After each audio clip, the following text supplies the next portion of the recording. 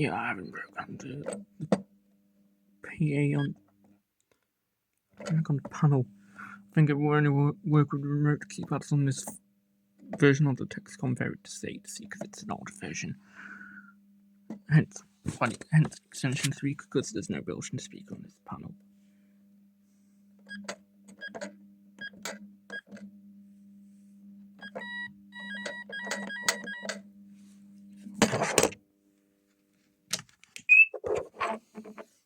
Yep, that mailbox battery is basically dead.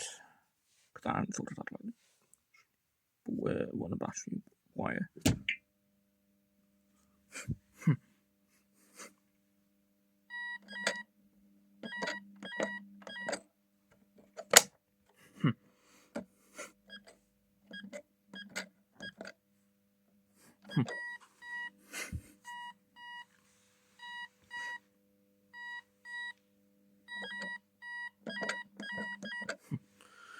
Anyway, yeah, thanks for watching. Peace.